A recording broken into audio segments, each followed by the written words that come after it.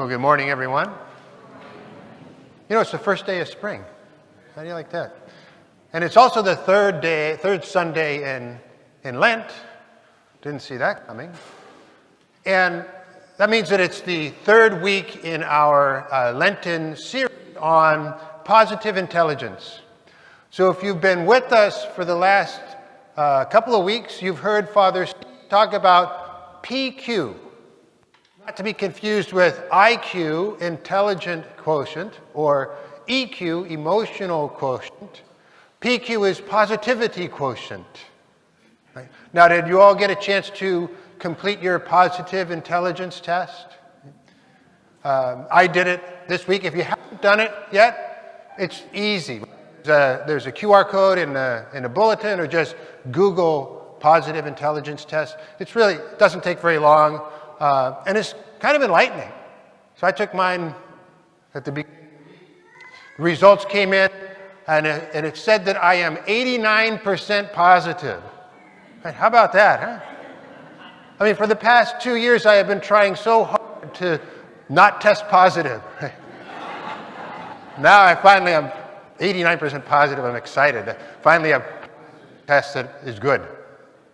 Well, the second part of that test reveals our saboteurs. Right? So, now, many of you, I'm sure, have committed to some Lenten sacrifice or discipline or goal, if you will, in the areas of prayer, fasting, almsgiving. Now we're 3 weeks into Lent. This is around the time when we start to get off track. Right? Some of us, right? We start to self-sabotage with one or more of these 9 saboteurs. And so 2 weeks ago, we learned about the hyper-saboteurs, the hyperachiever, rational, hyper-vigilant. And we learned that the best way to overcome these saboteurs is to not give in to them. Just say no. Father Steve talked about the crying baby, right? Don't give in to the crying baby. Crying will stop because the baby will realize that doesn't work. I wish I had this advice 30 years ago. When I was a young father, I gave in to a crying baby more. But I think it worked out okay. My kids, okay. And then last week we learned about the 3 saboteurs: stickler, pleaser, and victim. And these 3 saboteurs kind of have their source in feelings of guilt or shame, and they kind of seek secrecy. And so the way to overcome these saboteurs is to bring them out into the open, seek reconciliation. And this week, we're going to turn our attention to the 3 remaining saboteurs: controller, avoider, and restless. And we'll begin with controller. There we go. I think we all know somebody like this. The controller kind of has to be in charge, has to try to bend the actions of others according to their will, kind of like the puppet master there. And now leadership is important, of course. Any organization needs to have good leadership. And I think the controller saboteur sees themselves as a good leader. But a good leader is usually collaborative, right? The controller is not collaborative. He's more of a bully, really. It's kind of my way or the highway, right? There's no warm and fuzzy touch. They kind of thrive on conflict. And when things don't go their way, they get angry, they're irritated, and they try to intimidate to change things. And the lie they tell themselves, that justification lie, is, you need me to behave this way, because if it weren't for me, nothing would get done around here. So you're welcome. Now, what happens is, the end result is that they end up having a lot of anxiety. They have this anxiety because there is so much in life that is beyond our control. And other people tend to feel resentment toward them. Because by and large, people don't like to be controlled or manipulated or intimidated. And in the gospel passage that we just heard, I see Pilate as the controller. He is trying to cause the Jewish people to turn away from God through intimidation. He's killed these Galilean Jews and mingled their blood with the blood of the pagan sacrifice, basically making them a part of the sacrifice to the pagan gods. It's very disrespectful, of course, to the dead, disrespectful to the Jewish faith. And it doesn't work, by the way. He does not turn them away from God. But that's what he's trying to do. He's trying to control. Now, our second for this week is the avoider, right? I don't want to hear it. I don't want to see it, right? Now, honestly, there's some things that should be avoided, right? Speeding tickets, for example. Live wires, falling knives. Yeah, let's avoid these things. Right? But the avoider saboteur kind of goes to the extreme. They're so focused on what is positive, what is pleasant, that they'll go almost any length to avoid things that they consider to be unpleasant or difficult. They kind of get lost in the comfort of routine, and they tend to procrastinate on things that might be difficult or unpleasant. They try to remain on an even keel, but in so doing, they end up stuffing feelings of anger or fear or sadness. And the end result is that they end up, the problems that they avoid don't go away. They fester, they get worse.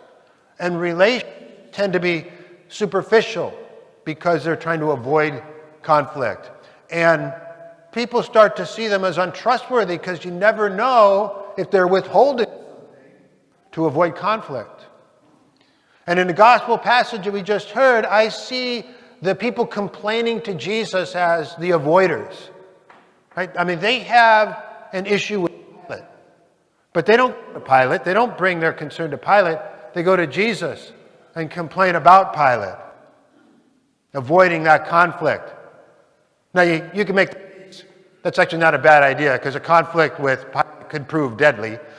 But that's what they're doing. They're avoiding that conflict. And then our third saboteur this week is restless. Have you been in that car? I have been in that car. I've been the driver and I've been the passenger. Nobody likes to be bored, right? I don't like to be bored. But the restless saboteur, in their quest for anti-boredom, kind of get away. They are so focused on finding the next best thing, the next exciting thing. And they're not content, they're rarely content with the current situation or activity. And they tend to bounce from one thing to the other constantly. And they have this incredible feeling of FOMO, fear of missing out. Right? There's something else going on somewhere else. It's better. And the justification lie, the lie they tell themselves is, hey, you only live once, right? Life is short. You have to live for every moment. Carpe diem.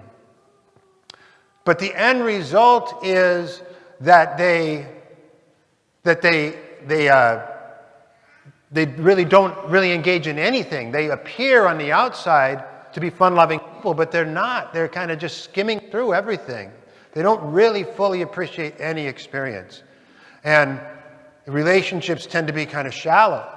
And they're hard to keep up with. Nobody can keep up with them. They're going a million miles an hour. And in the gospel passage we just heard, I see the orchard owner as the restless. But he's got this tree, it's not bearing fruit. Cut it down. Get rid of this thing right away. We can't bear to fertilize it and tend to it and nurture it to bear the fruit. We've got to get rid of it, put another tree in here.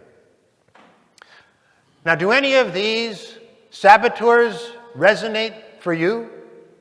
Do you recognize any of them in your life? Perhaps any of them impacting your Lent so far this year? Now, when I took the PQ test, I learned that I am an equal opportunity saboteur. Right? No one was dominant for me. Right?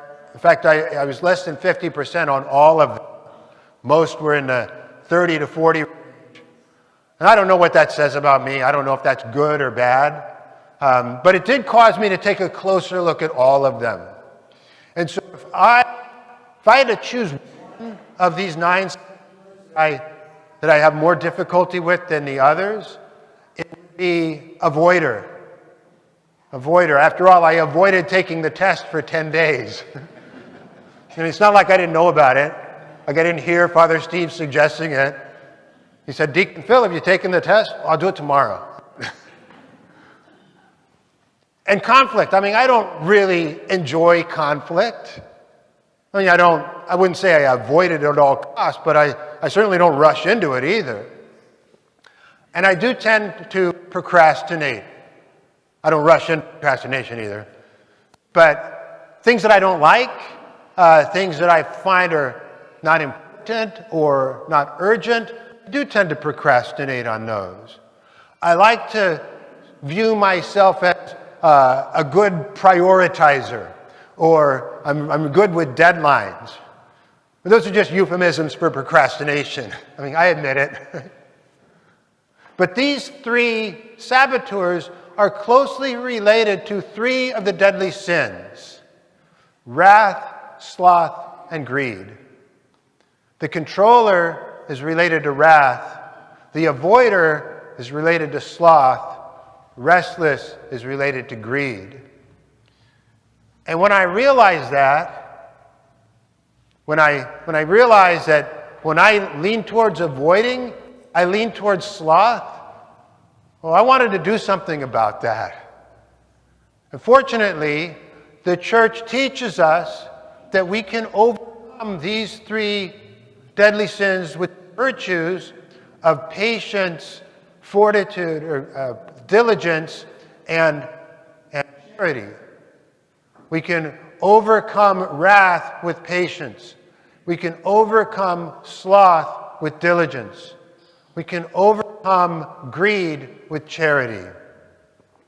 And so this week, for your homework, I invite you to reflect on these 3 saboteurs: on controller or wrath, on avoider or sloth, on restless or greed.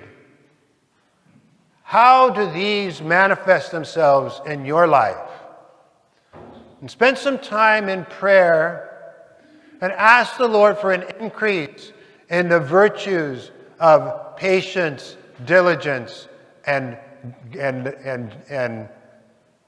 charity to overcome these 3 saboteurs, these 3 deadly sins.